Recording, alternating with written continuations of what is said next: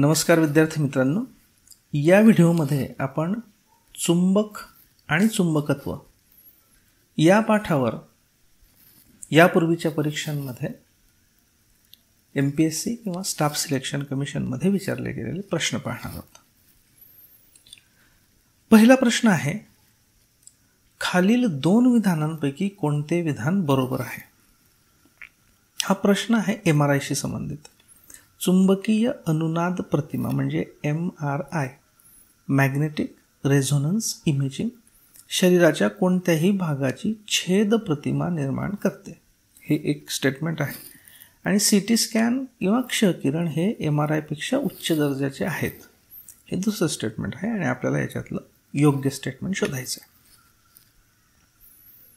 आपल्या पुस्तकामध्ये MRI संदर्भाने आपण इन्फॉर्मेशन दिलेली आहे. MRI मशीन, चुंबकीय अनुनाद यंत्र आणि त्याचे महत्त्वाचे पॉईंट्स इथे दिलेले आहेत. आपण MRI मशीन विषयी थोडक्यात जाणून घेऊयात आणि त्याचं वर्किंग कसं चालतं ते पण जाणून घेऊयात.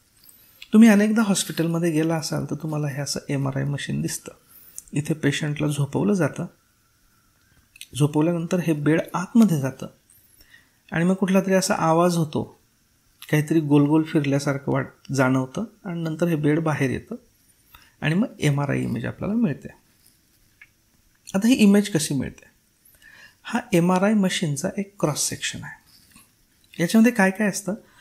अत्यंत स्ट्रॉंग म्हणजे अतिशय शक्तिशाली चुंबक असतं. आता हे चुंबक नेमकं काय काम करतं?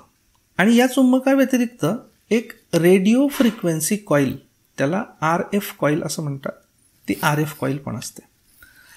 आता आपल्या शरीरामध्ये जवळपास 65 ते 70% हे पाणी असतं. बरोबर? पाणी म्हणजे H2O.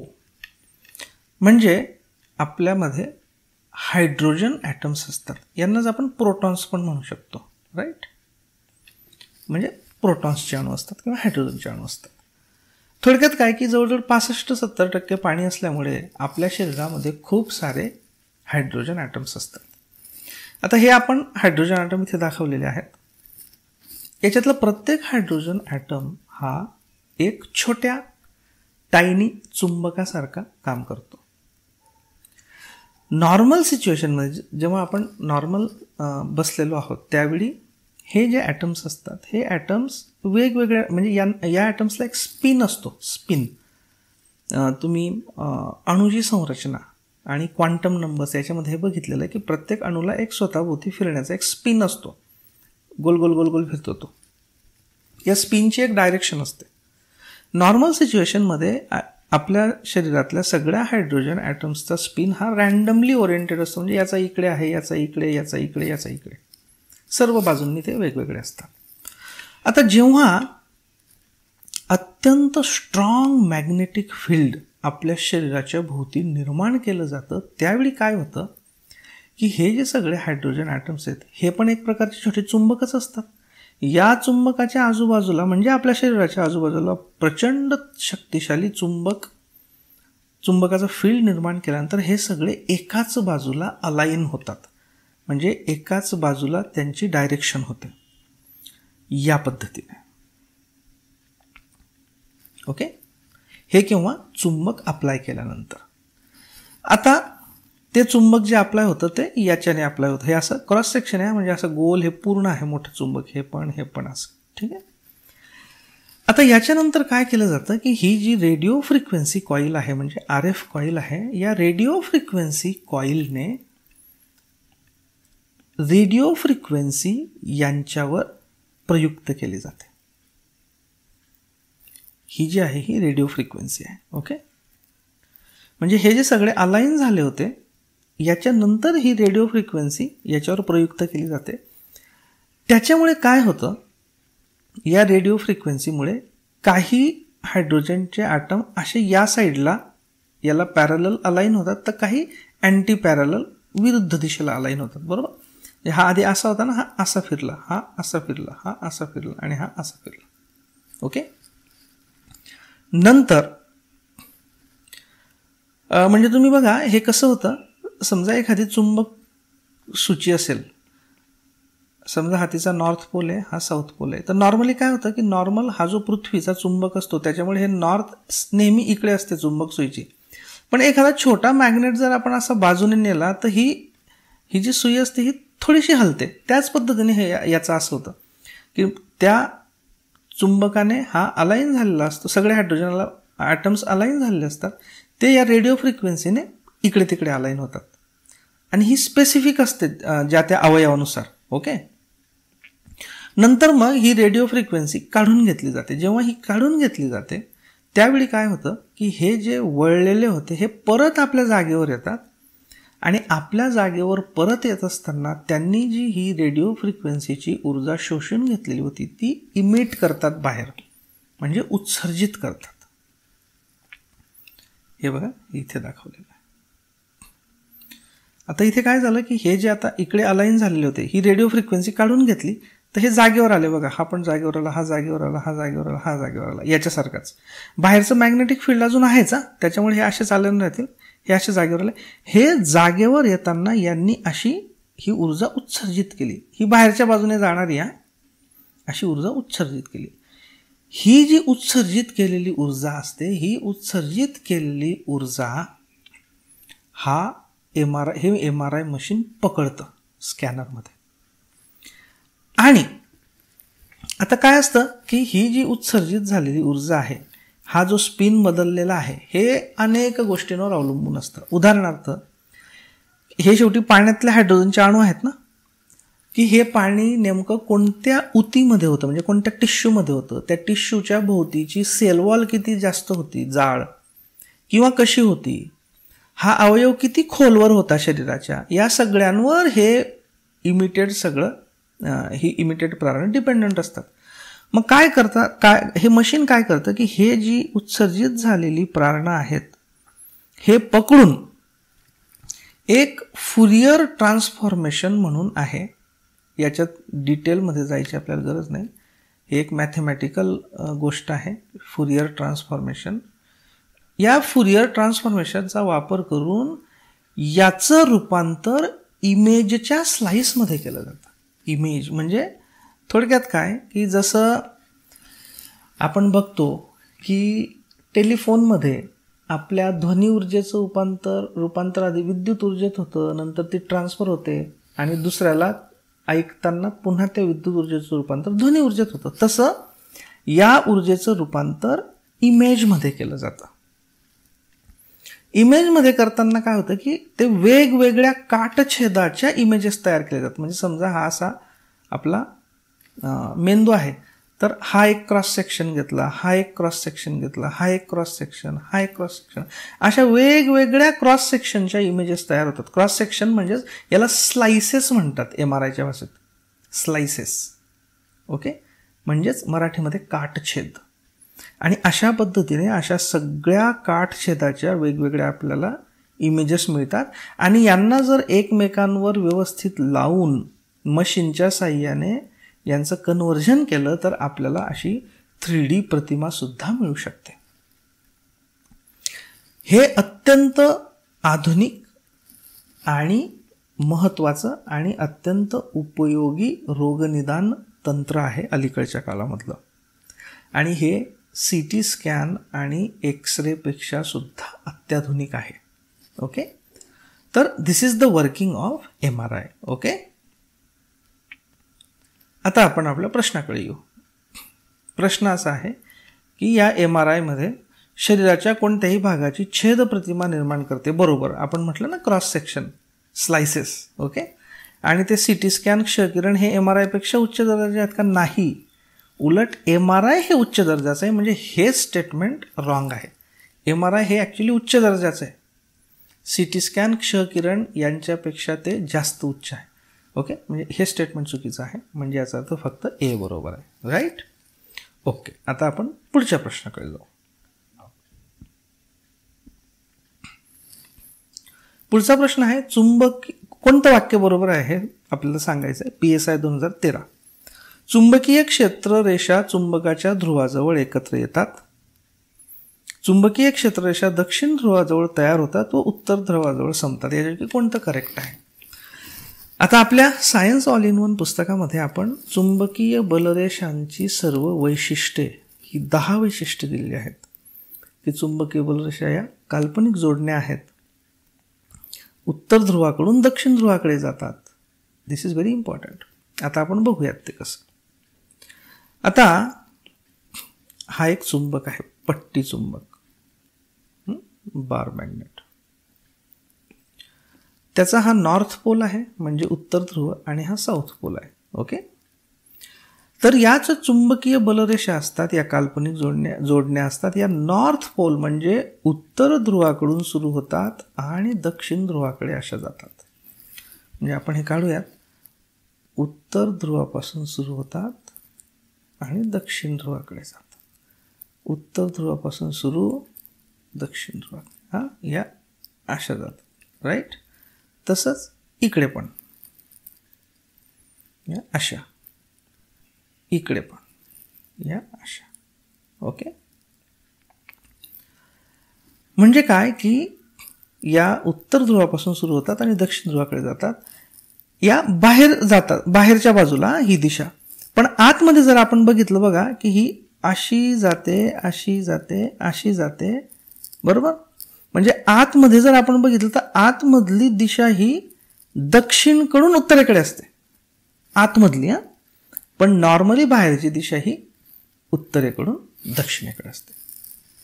आणि उत्तरकडून दक्षिणेकडे आयदर समजा हा आपण एकच चुंबक घेतला तर याच्या नॉर्थ पोलकडून साऊथ पोलकडे, आणि समजा 2 चुंबक घेतले तर एकाच्या नॉर्थकडून दुसऱ्याच्या साऊथकडे. कसं? समजा हा एक चुंबक घेतला आणि अजून एक चुंबक घेऊ आपण, आणि याला असं ठेवू. ओके. आता हा इथे एका चुंबकाचा नॉर्थ आहे, दुसऱ्या चुंबकाचा साऊथ आहे. तर इथे सुद्धा या चुंबकीय बलरेषा अशा जातील, अशा जातील, अशा जातील ना या साईडने. म्हणजे एकतर स्वतःच्या नॉर्थकडून स्वतःच्या साऊथकडे किंवा स्वतःच्या नॉर्थकडून दुसऱ्याच्या साऊथकडे. ओके. या पद्धतीने या चुंबकीय बलरेषा असतात. ओके. आणि प्लस या अशा असतील या पद्धतीने. आणि इकडच्या बाजूला कशा असतील? या नॉर्थकडून या साऊथकडे, म्हणजे अशा या दिशेने, अशा या दिशेने. ठीक आहे. ओके. आता होतं काय की तुम्ही जर बघितलं की हे जे ध्रुवाचे भाग आहेत, या ध्रुवाच्या भागामध्ये या सर्व रेषा एकत्र येतात आणि त्याच्यामुळे इथे चुंबकत्व अतिशय स्ट्रॉंग असतं. इकडे ते थोड्या दूर असतात, त्याच्यामुळे या साईडला चुंबकत्व तेवढंसं स्ट्रॉंग नसतं. ध्रुवाच्या ठिकाणी त्या एकत्र येतात म्हणून चुंबकत्व स्ट्रॉंग असतं. आता आपण प्रश्न बघूया. चुंबकीय क्षेत्ररेषा चुंबकाच्या ध्रुवाजवळ एकत्र येतात. बरोबर आहे, आपण बघितलं. राईट. चुंबकीय क्षेत्ररेषा दक्षिण ध्रुवाजवळ तयार होतात व उत्तर ध्रुवाजवळ संपतात. दिस इज रॉंग. त्या उत्तर ध्रुवाजवळ तयार होतात आणि दक्षिण ध्रुवाजवळ संपतात, म्हणजेच उत्तरेकडून दक्षिणेकडे. ओके. ठीक. पुढचा प्रश्न. पृथ्वीवरील एका विशिष्ट ठिकाणी चुंबकीय शिखराचा आडवा घटक 0.26 एकक असून तेथील उतार कोन 60 डिग्री आहे. या ठिकाणी पृथ्वीचे चुंबकीय क्षेत्र किती एकक असेल? आता हा आडवा घटक म्हणजे ॲक्च्युली आपण इंग्लिशमध्ये बघूयात. आडवा घटक म्हणजे horizontal component. Okay. Horizontal component of magnetic field. आणि उतार कोन 60 डिग्री याला म्हणतात अँगल ऑफ डीप किंवा अँगल ऑफ इन्क्लिनेशन. ओके. आता आपल्या पुस्तकामध्ये चुंबकीय उतार किंवा चुंबकीय नती किंवा अवनती, मॅग्नेटिक डीप किंवा मॅग्नेटिक इन्क्लिनेशन म्हणजे काय हे आपण दिलेलं आहे. आणि एक एक्झाम्पल पण दिलेलं आहे. रादर तेच एक्झाम्पल आपण पुस्तकामध्ये सॉल्व्ह करून दाखवलेलं आहे आणि त्याचं उत्तर पण इथे काढलेलं आहे. पृथ्वीच्या संदर्भाने angle of deep he concept जर आपल्याला व्यवस्थित समजून घ्यायची असेल तर आपल्याला 3 गोष्टी माहीत असणं आवश्यक आहे. एक म्हणजे अर्थ्स मॅग्नेट, म्हणजे पृथ्वीचा चुंबक. संपूर्ण पृथ्वीच एक चुंबक म्हणून काम करते, ती कन्सेप्ट. दुसरं म्हणजे अर्थ्स मॅग्नेटिक फील्ड लाईन्स, म्हणजे मग जर चुंबक असेल पृथ्वी तर तिच्या मॅग्नेटिक फील्ड लाईन्स असतील, त्या कशा असतात. आणि तिसरं म्हणजे डीप निडल किंवा डीप सर्कल किंवा इन्क्लिनोमीटर हे एक इन्स्ट्रुमेंट आहे, ते नेमकं कसं काम करतं. आता आपण पहिली कन्सेप्ट समजून घेऊयात की अर्थ्स मॅग्नेट म्हणजे नेमकं काय. पृथ्वी ही संपूर्णपणे एक मोठा मॅग्नेट म्हणून काम करते. याचं कारण अद्यापपर्यंत अगदी क्लिअर नाही, पण असं असावं की पृथ्वीच्या आतमध्ये जो तप्त लाव्हा आहे आणि आतमध्ये जे ईडी करंट्स आहेत त्याच्यामुळे पृथ्वी एक मॅग्नेट म्हणून काम करत असावी. एनिवेज, आता काय होतं की मग पृथ्वीचा मॅग्नेट असेल तर त्याचे साऊथ आणि नॉर्थ पोल कुठे आहेत. याच्यासाठी आपल्याला एक कन्सेप्ट समजून घ्यावी लागते की नेमके हे साऊथ आणि नॉर्थ पोल कसे डिसाईड झाले. आता हे खरं तर एक ॲक्सिडेंटल आहे. इमॅजिन करा की ही एक मॅग्नेटिक निडल आहे, म्हणजे चुंबक सूची आहे, आणि ही पृथ्वीवर ठेवली. पृथ्वीवर ठेवल्यानंतर तिचा एक भाग हा या साईडला नॉर्थकडे गेला, हा भाग, आणि हा साऊथकडे गेला. म्हणजे दिशा म्हणतोय आम्ही. वरची दिशा नॉर्थ असते, खालची साऊथ असते कन्व्हेन्शननुसार. इकडची पूर्व असते, इकडची पश्चिम असते. मग जो हा निडलचा भाग उत्तरेकडे अलाइन झाला त्याला आपण नाव दिलं नॉर्थ पोल. तो उत्तरेकडे अलाइन झाला म्हणून उत्तर ध्रुव किंवा नॉर्थ पोल दिला. ओके, हे आपण कन्व्हेन्शनसाठी, आपल्या सोयीसाठी म्हणून याला नॉर्थ पोल म्हटलं. चुंबक सूचीच्या या टोकाला नॉर्थ पोल म्हटलं. आता आपल्याला माहित आहे की चुंबकामध्ये विजातीय ध्रुव हे परस्परांना आकर्षतात, तर सजातीय ध्रुव हे परस्परांचं प्रतिकर्षण करतात, म्हणजे दूर ढकलतात. मग जर हा चुंबक सूचीचं हे टोक दक्षिणेकडे जात असेल आणि त्याला आपण जर चुंबक सूचीचा नॉर्थ पोल म्हणत असू, तर मग याचा अर्थ आपल्याला असं गृहीत धरावं लागेल की इथे या बाजूला, वरच्या बाजूला पृथ्वीच्या मॅग्नेटचा दक्षिण ध्रुव आहे. कारण पृथ्वीच्या मॅग्नेटचा दक्षिण ध्रुव इथे मानला तरच हा चुंबक सूचीचा उत्तर ध्रुव त्याच्याकडे आकर्षित होईल. राईट. त्याच्यामुळे आपल्याला चुंबक सूचीचा उत्तर ध्रुव डिफाईन केल्यामुळे पृथ्वीचा दक्षिण ध्रुव इकडे मानावा लागतो,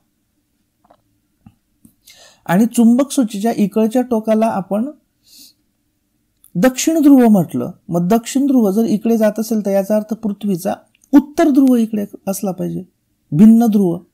म्हणून आपल्याला इकडे खालच्या बाजूला पृथ्वीचा नॉर्थ पोल असल्याचं मानावं लागतं. ओके, प्रत्यक्षात असं काही तिथे साऊथ नॉर्थ लिहिलेलं नाही, हे आपलं फक्त मानण्याचं आहे. ओके, थोडक्यात पृथ्वीचा दक्षिण ध्रुव इकडे झाला, उत्तर ध्रुव इकडे झाला. प्रत्यक्षात मात्र जॉग्राफिकल म्हणजे भौगोलिक दिशा वरती कोणती असते? उत्तर. खाली कोणती असते? दक्षिण. थोडक्यात पृथ्वीच्या भौगोलिक उत्तर दिशेला म्हणजे जॉग्राफिकल नॉर्थला तिचा चुंबकीय दक्षिण ध्रुव असतो, तर जॉग्राफिकल साऊथ म्हणजे भौगोलिक दक्षिण दिशेला तिच्या चुंबकाचा मॅग्नेटिक नॉर्थ म्हणजे चुंबकीय उत्तर ध्रुव असतो, उलट. Okay, right. मग असं झालं तर आपल्याला आता चुंबकाच्या मॅग्नेटिक फील्ड लाईन्स, चुंबक रेषा कशा काढाव्या लागतील. आपण चुंबक रेषांमध्ये बघितलेलं आहे की चुंबक रेषा या नेहमी उत्तर ध्रुवावर, चुंबकाच्या उत्तर ध्रुवावर, जॉग्राफिकल नाही, चुंबकाच्या, कुठलाही चुंबक घेतला तर चुंबकाच्या उत्तर ध्रुवापासून सुरू होतात आणि दक्षिण ध्रुवाकडे जातात. म्हणजे थोडक्यात आपल्याला मॅग्नेटिक फील्ड लाईन्स इथे इकडून सुरू होऊन इकडे गेल्या पाहिजेत. याचा अर्थ त्यांचे बाण कसे असले पाहिजेत? त्यांचे बाण असे असले पाहिजेत. मुद्दाम इथे मी बिना बाणाची आकृती घेतली होती जेणेकरून आपल्याला बाण, आणि या साईडला असे, राईट. उत्तरेकडून मॅग्नेटिक उत्तरेकडून मॅग्नेटिक दक्षिणेकडे. ओके, असे असे असे असे असे इथे एंटर करतील. आता प्रत्यक्षात हे जे दिसत असतात हे 3 डायमेन्शनल असतात. ओके, हे 3 डायमेन्शनल तुम्हाला दिसतील इथे असे असे असे या पद्धतीने सर्व दिशांना. ओके, तर या झाल्या पृथ्वीच्या मॅग्नेटिक फील्ड लाईन्स. आता तिसरी कन्सेप्ट आपल्याला बघायची ती म्हणजे डीप निडल किंवा डीप सर्कल किंवा इन्क्लिनोमीटर. हे इन्स्ट्रुमेंट नेमकं काय आणि ते कशासाठी वापरावं लागतं. आता त्यासाठी आपण परत ही 3D डायग्राम बघू. बघा, या मॅग्नेटिक फील्ड लाईन्स अशा 3D आहेत सगळ्या फील्डमध्ये. ओके, आता काय होतं याचा अर्थ कसा, याला आपण आधी एक काम करूयात की हिला आपण थोडीशी टिल्ट करू आणि अशी करू आपल्या सोयीसाठी. ओके, जेणेकरून पृथ्वीच्या पृष्ठभागावर आपल्याला हे करता येईल. आता बघा की इथे जर आपण चुंबक सूची ठेवली तर एक तर ती उत्तर दक्षिण दिशा दाखवेल, पण आपल्या या फील्ड लाईन्स अशा सरळ नाही आहेत, त्या अशा वरून खाली येतात. याचा अर्थ चुंबक सूची अशी खाली सुद्धा जाऊ शकते. बरोबर, याचा अर्थ काय की चुंबक सूचीला फिरण्यासाठी 2 प्लेनची आवश्यकता असते. ओके, इथे मी आता छोटीशी चुंबक सूची काढतो जेणेकरून आपल्याला समजायला सोपं होईल. ही अशी चुंबक सूची जर असेल तर एक त्याची फिरायची डायरेक्शन इकडे इकडे या प्लेनमध्ये असेल. बरोबर, उत्तर दक्षिण दिशेच्या दिशेने. त्याचबरोबर ही चुंबक सूची, आता ही जी मॅग्नेटिक लाईन आहे ही अशी वरून खाली जाते, म्हणजे ती या प्लेनमध्ये, या व्हर्टिकल प्लेनमध्ये ती अशी खाली पण गेली पाहिजे अशी. किंवा जर इथे ठेवली ती तर इथे ही मॅग्नेटिक फील्ड लाईन अशी वर जाते, म्हणजे ही अशी वर पण हिला जाता आला पाहिजे, वरच्या बाजूला. राईट, अशी. म्हणजे या एक प्लेनमध्ये, हॉरिझॉन्टल प्लेनमध्ये पण ती फिरली पाहिजे आणि व्हर्टिकल प्लेनमध्ये पण तिला फिरता आलं पाहिजे, 2 प्लेनमध्ये. मात्र जी आपली रेग्युलर चुंबक सूची असते, हे बघा मी या 2 आकृत्या ज्या आहेत ही आपली रेग्युलर चुंबक सूची आहे. काय असतं, इथे स्क्रू असतो हा लावलेला. त्याच्यामुळे काय होतं की ही अशी या प्लेनमध्ये फिरू शकते, पण ही खाली वर नाही जाऊ शकत कारण इथे हा स्क्रू आहे. त्याच पद्धतीने ही पण बघा, इथे हा स्क्रू आहे या ठिकाणी. राईट, त्यामुळे ही अशी आणि अशी तर फिरू शकते, पण ही अशी खाली वर नाही जाऊ शकत कारण हा स्क्रू फिट आहे. मग खाली वर जाण्यासाठी एक वेगळं इन्स्ट्रुमेंट असतं. बघा, हा इथे बेस आहे, हे इथे अशी ही अँगलचे मार्किंग आहेत. ओके, आणि ही अशी फिरू शकते खालीवर. बरोबर, म्हणजे ही अशी खाली जाऊ शकते, ही अशी वर जाऊ शकते. त्याच पद्धतीने ही पण आहे बघा, ही अशी खाली येऊ शकते, ही वर जाऊ शकते. म्हणजे व्हर्टिकल प्लेनमध्ये ही खालीवर जाऊ शकते ही चुंबक सूची. अशा चुंबक सूचीला म्हणतात, तिला 3 नावं आपण दिलेली आहेत, आयदर डीप निडल किंवा डीप सर्कल किंवा इन्क्लिनोमीटर असं हिला म्हणतात. ओके, आता हा डीप म्हणजे नेमकं काय, इन्स्ट्रुमेंट पण आपण बघितलं. आता डीप म्हणजे काय. आता परत आपण ही पृथ्वी बघूयात आणि हिला आपण काय करू, समजा आपण असे इथे उभे आहोत पृथ्वीवर. ओके, मग हे समजण्यासाठी आपण काय करू, या पृथ्वीला अशी फिरवून घेऊ जेणेकरून आपल्याला समजायला सोपं जाईल. अशी फिरवू आपण. ओके, आणि हा जो आहे त्या केसमध्ये असा असेल. Right, okay. आता ही आपली मॅग्नेटिक डीप किंवा डीप निडल किंवा इन्क्लिनोमीटर आहे. राईट, याला आपण इथे असा ठेवला पृथ्वीच्या. आता हा पृथ्वीचा इक्वेटर आहे बघा, हा इक्वेटर आहे, आपण याला फिरवून घेतलेली आहे. राईट, हा इक्वेटर आहे आणि हा उत्तर ध्रुव आहे आणि हा दक्षिण ध्रुव आहे. लक्षात ठेवा. आपण ॲक्च्युली ओरिजिनली ही कशी होती, ओरिजिनली ही अशी होती, हिला आपण असा करून घेतलेला आहे. राईट. ओके. आता ज्यावेळी आपण ही मॅग्नेटिक डीप किंवा डीप सर्कल इथे ठेवलेलं आहे, तर बघा ही इथली जी फील्ड लाईन आहे अशी जाते. ओके. या फील्ड लाईनच्या दिशा इकडे येत अशा, मॅग्नेटिक नॉर्थपासून मॅग्नेटिक साऊथकडे. ज्यावेळी आपण ही निडल इथे अशी ठेवलेली आहे, तर इथला जो आहे इथे या मॅग्नेटिक फील्ड लाईनचा जो बाण आहे तो असाच आहे या साईडला असा. ही बघा ही दिशा दिसते ना आपल्याला इथून इथे अशी, म्हणजे इथे मॅग्नेटिक फील्डची दिशा ही अशीच आहे. ओके. त्यामुळे ही अशी राहील बरोबर horizontal magnetic needle, magnetic deep. Okay. आता आपण हिला या मॅग्नेटिक डीपला उचलून इथून समजा हे इथे आणलं, इथे ठेवलं. आता बघा इथे जी मॅग्नेटिक फील्ड लाईन आहे ती अशी आणि अशी चालली आहे इथे. ओके. म्हणजे या ठिकाणी हिची दिशा कशी आहे, या मॅग्नेटिक फील्डची दिशा ही अशी आहे. राईट. अशी. त्याच्यामुळे काय होईल की ही जी निडल आहे ही अशी खालच्या बाजूला सरकेल. म्हणजे मी इथे ट्राय करतो हिला फिरवण्याचा. Hold for a minute.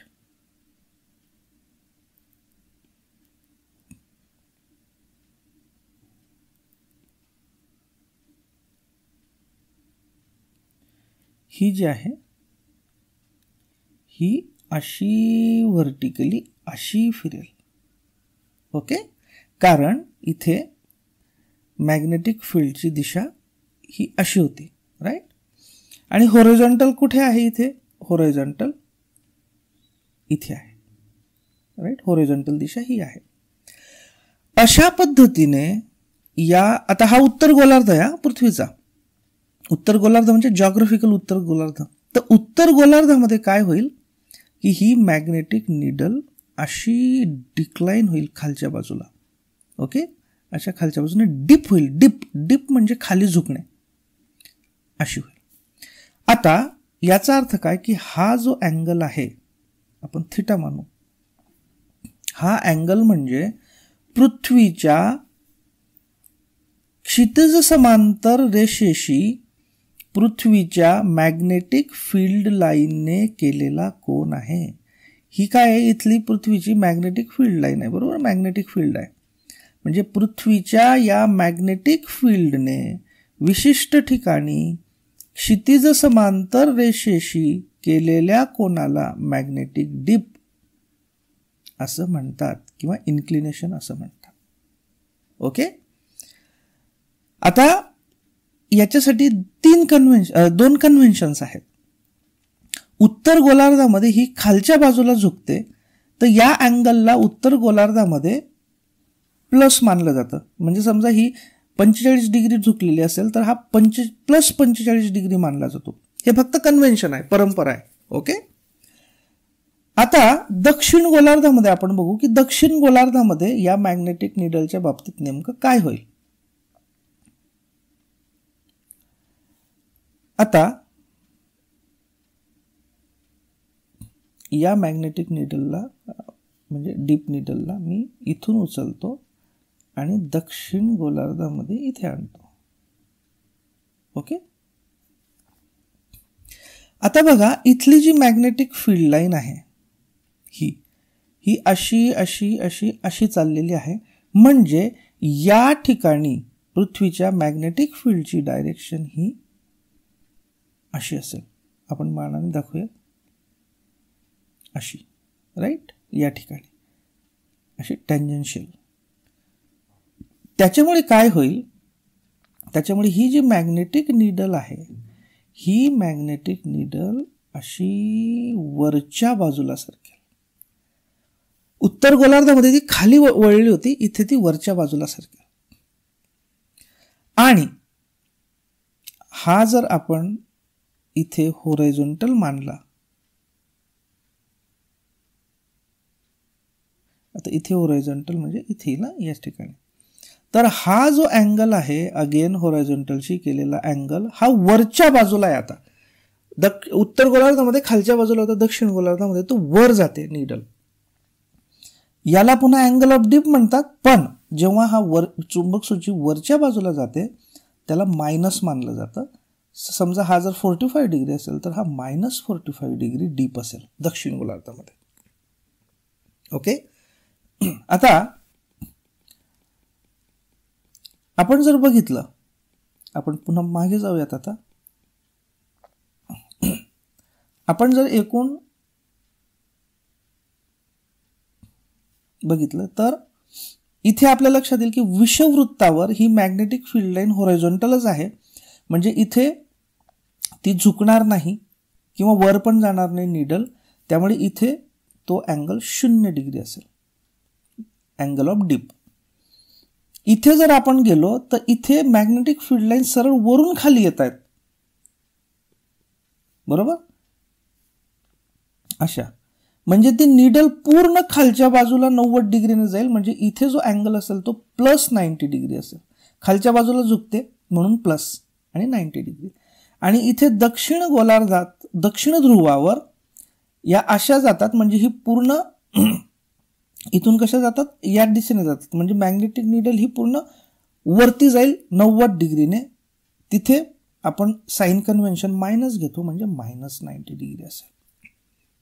Okay, तर या पद्धतीने ही याला म्हणतात मॅग्नेटिक डीप. आता मॅग्नेटिक डीप कशी मोजायची याच्यासाठी आपल्या सायन्स ऑल इन वन पुस्तकामध्ये मी ही आकृती दिलेली आहे. हा आहे होरायझोंटल कॉम्पोनंट, याला मी आधी एक्सपांड करतो, थोडंसं झूम करतो.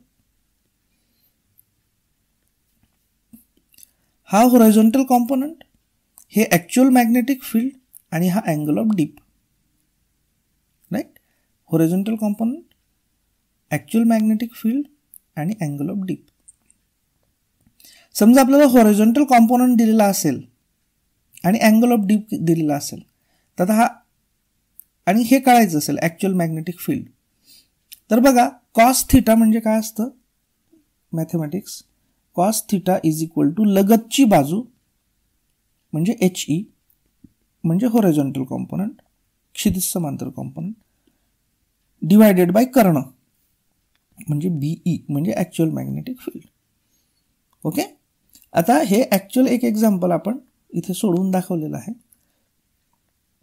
जे MPSCला पण विचारलं गेलेलं आहे की पृथ्वीवरील एका विशिष्ट ठिकाणी चुंबकीय मेरिडियनच्या प्रतलात पृथ्वीच्या चुंबकीय क्षेत्राचा आडवा घटक म्हणजे काय, होरायझोंटल कॉम्पोनंट 0.26 एकक आहे, म्हणजे हा HE 0.26 आहे. आणि उतार कोन म्हणजे अँगल ऑफ डीप 60 डिग्री आहे, म्हणजे कॉस 60 इज इक्वल टू हा होरायझोंटल कॉम्पोनंट दिलेला आहे त्यांनी 0.26 डिवायडेड बाय ॲक्च्युअल आपल्याला काढायचं आहे, ॲक्च्युअल हे पृथ्वीचं मॅग्नेटिक फील्ड, म्हणजे BE is equal to 0.26 divided by cos 60. Cos 60ची व्हॅल्यू 0.5 असते आपल्याला माहिती आहे, म्हणजे 0.26 डिवायडेड बाय 0.5 म्हणजेच मल्टिप्लाइड बाय 2 म्हणजे 0.52, म्हणजे हा पृथ्वीचा जो ॲक्च्युअल मॅग्नेटिक फील्ड पृथ्वीचं असेल ते 0.52 असेल. समजा व्हर्टिकल कॉम्पोनंट दिलेला असेल हा, तर आपल्याला साइन 60 वापरावं लागेल, कारण साइन 60 बरोबर समोरची बाजू भागिले कर्ण म्हणजे ZE भागिले BE, आणि मग ZEची किंमत टाकायची आणि BE काढायचं. समजा BE दिलेला म्हणजे पृथ्वीचं ॲक्च्युअल चुंबकीय क्षेत्र दिलेलं आहे आणि उतार कोन दिलेला आहे आणि होरायझोंटल कॉम्पोनंट काढायचं, तर अगेन हेच सूत्र वापरायचं, cos 60 is equal to HE upon BE. इथे BE दिलेलं असेल तर BEची किंमत टाकायची आणि HE काढायचं. BE दिलेला असेल 60, हा कोन दिलेला असेल उतार कोन, आणि व्हर्टिकल कॉम्पोनंट काढायचं असेल तर साइन वापरायचं, sine 60 is equal to ZA भागिले BE, ZE भागिले BE, त्याच्यात BEची किंमत टाकायची आणि ZE काढायचं. ओके, या पद्धतीने आपण अँगल ऑफ डीपचे उदाहरण सोडवू शकतो. आता आपण पुढचा प्रश्न बघूया. सोलर सेल कशापासून बनवलेले असतात? हा अतिशय सिंपल प्रश्न आहे. आपल्या पुस्तकामध्ये आपण जे सेमी कंडक्टर वगैरे सगळं आहे त्याच्या अंडर फोटो डायोड आणि सोलर सेल म्हटलेलं आहे आणि ही दोन्ही फोटो व्होल्टाईक तत्वावर काम करतात आणि पीएन जंक्शन डायोड वगैरे वगैरे. थोडक्यात काय की पुस्तकामध्ये अगदी क्लिअर आहे, याच्यात फारसं एक्सप्लेन करण्यासारखं नाही की सोलर सेलमध्ये सेमी कंडक्टर्स वापरलेले असतात. कंडक्टर्स नाहीत, इन्सुलेटर्स नाहीत, सुपर कंडक्टर्स नाहीत. ओके. नेक्स्ट, हा SSCला विचारला गेलेला प्रश्न आहे 2016 मध्ये. For which one of the following diodes are generally used? डायोडचा उपयोग. आपण ऑलरेडी डायोडचं डिटेल एक्सप्लेनेशन आपल्या पुस्तकामध्ये दिलेलं आहे, ते जरूर वाचा. आणि तिथे एके ठिकाणी मी हातातला स्क्रीनशॉट घेतला आहे आपल्या पुस्तकातला, डायोडचे उपयोग. याच्यात लिहिलेलं की यात एकाच दिशेने विद्युत धारा वाहत असल्याने rectifier, signal limiter, voltage regulator वगैरे वगैरे. डायोडचं महत्वाचं वैशिष्ट्य आहे की याच्यात एकाच दिशेने विद्युत धारा वाहते. म्हणजे जर आपल्याकडे अल्टरनेटिंग करंट असेल आणि तो इथे डायोडमधनं पाठवला तर डायोड एकाच बाजूला अलाउ करतो, त्याच्यामुळे आपल्याला इकडे DC करंट मिळतो. ACचं कन्व्हर्जन DC करण्याला म्हणतात रेक्टिफिकेशन और याला म्हणतात रेक्टिफायर. म्हणजे डायोड हा एकाच दिशेने विद्युतधारा अलाउ करत असल्यामुळे ACचं कन्व्हर्जन DC मध्ये, अल्टरनेटिंग करंटचं कन्व्हर्जन डायरेक्ट करंटमध्ये करण्यासाठी वापरता येतो आणि त्याला रेक्टिफायर म्हणतात. ओके. तर इथे रेक्टिफिकेशन याच्यासाठी त्याचा वापर होतो. पुढचा प्रश्न आहे SSCचाच आहे, staff selection commission. Farad is unit of. Farad हे कसलं एकक आहे? तर आपल्या पुस्तकामध्ये या पाठामध्ये आपण कॅपॅसिटर याचं वर्किंग वगैरे सगळं डिटेल दिलेलं आहे आणि तिथे तुम्हाला हे सापडेल की कॅपॅसिटरमध्ये जेवढा विद्युत प्रभार साठवला जातो त्याला कॅपॅसिटन्स म्हणतात. कॅपॅसिटन्सचं एकक फॅराड हे आहे, फॅराड. Okay, F. ठीक आहे.